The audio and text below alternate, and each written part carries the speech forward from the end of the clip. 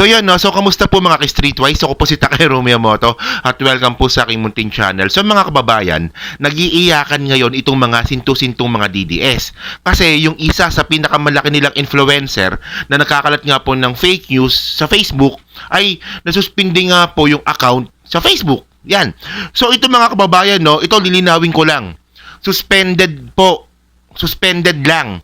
Suspended po yung Facebook account ni Sas Rogando Sasot ni Bebe Labs.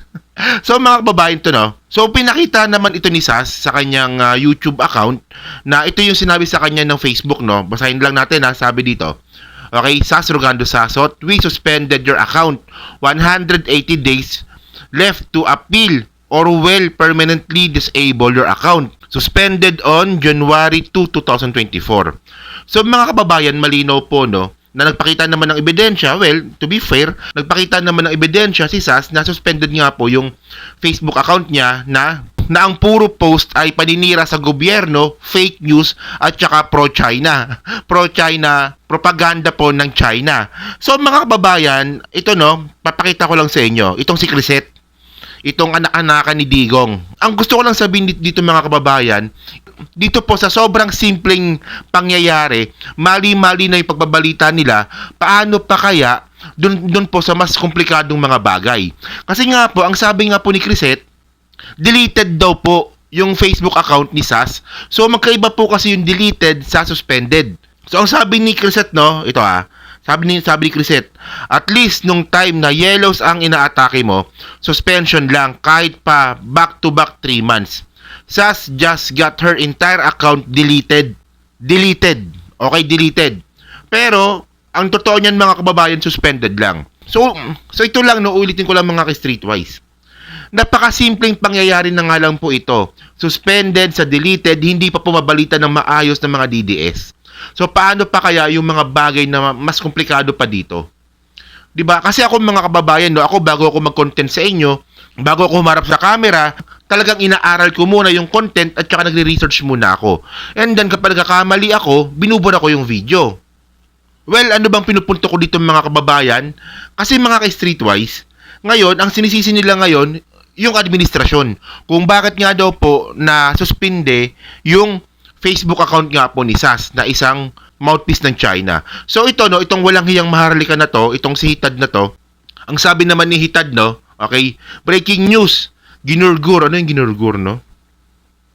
Ginurgur na rin ng Pulvoronic Administration ang Facebook account at Facebook page ni Sas Rogando Sasot. Yan. So malinaw mga kababayan na ang sinisisi nila ngayon kung bakit nga raw po nasuspinde yung Facebook account nga ni Sas Rogando Sasot at saka yung Facebook page na For the Motherland dahil nga daw po sa administrasyon. Unang mga kababayan, sobrang katangahan nito. Katangahan to mga kababayan kasi ito yung mga bagay na mahilig silang mambintang ng walang ebidensya. So kasi mga Streetwise, hindi naman po kasi hawak ng gobyerno yung Facebook. Ganun lang ka-basic yon. Ang Facebook po ay isang pribadong kumpanya. So, hindi po siya hawak ng gobyerno. So, paano nila i-connect yung sisi sa gobyerno dun nga po sa pagsarado nga ng Facebook account nga ni Bakla, ni Sas. Pero mga kababayan, no, kasi base po dito sa pinakita nga po ni Sas, sabi niya dito, no, ito yung pinaka-title nga po ng video na ginawa ni Sas, no. Ang sabi niya dito, my entire FB account was deleted. Who did this? The US government, Philippine government, or both? So, ewan ko lang, no, ako talaga natatawa na lang ako dito kasi, di ba Sas, di ba pro-China ka? Di ba pro-China ka, di ba? So, bakit ka umiiyak nung tinanggalan ka ng platform ng Facebook or ng Meta na isang American company? Gunggong ang puta. Hindi nga, di ba? And by the way, ang dali lang mambintang. Ang dali lang mambintang, pero ano ba talagang ginawa ni Sas sa kanyang Facebook account? Inabuso mo yung Facebook. At mas lalong-lalo na nga mga kababayan, itong Facebook nga po na to or itong Meta ay talagang meron sila ngayong ginagawang mga hakbang regarding nga po sa mga influencers po na pro-China. Hindi ba nabalitaan ni Sas na talagang tinatanggal talaga ng Facebook yung mga influencer na pro-China? So ito, nabasahin natin to dito, no? Ito, galing ito sa New York Times, yan. So, ganito ako mag-vlog mga kababayan.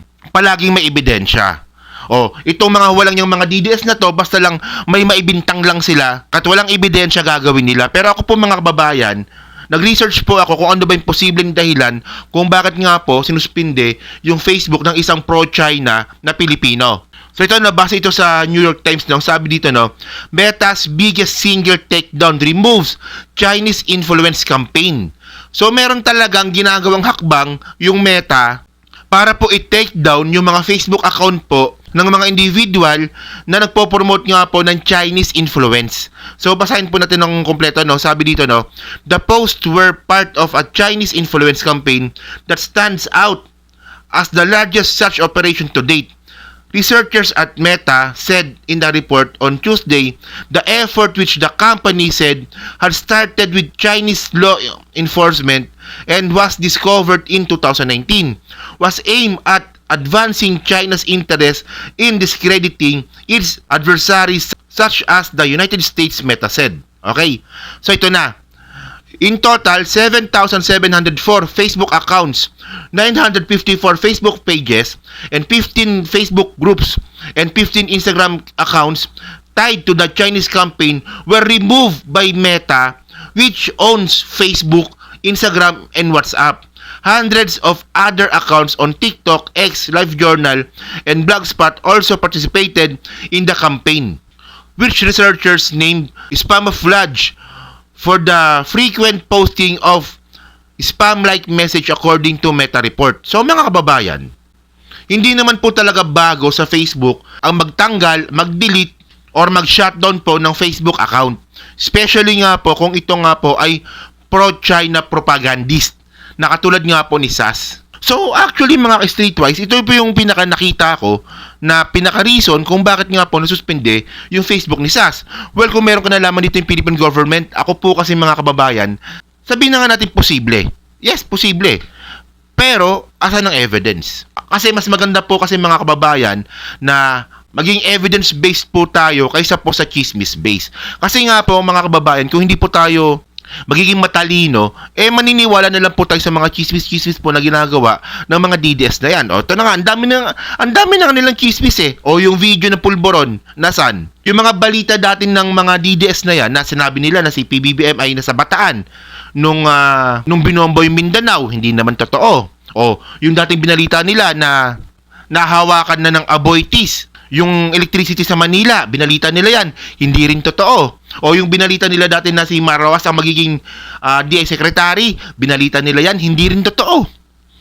Ang dami na nila kasi nungalingan At kayo namang mga tatangatang mga DDS, naniniwala kayo dito, at ngayon, ito naman ngayon ang pauso nila ngayon, pa-victim sila ngayon, sinisigil nila yung freedom of expression namin. Pero sana, maisip nyo rin sana na ang ginamit ni SAS na platform sa kanyang China propaganda, ang ginamit niya ay isang private company sa Amerika. Ayun lang yun, sobrang, Diyos ko naman, ang tatanga talaga, Ano ba? So, yun lang mga kababayan, So, actually, walang kwentang content ito, Pero nagawan ko ng content kasi nga po, ingay ngayon yung Facebook.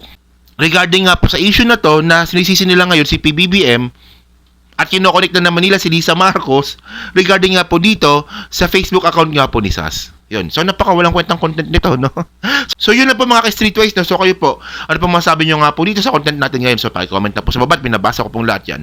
So, kasi muli po, maraming salamat po sa inyo lahat. Ako po si Takero Memoto. Bye!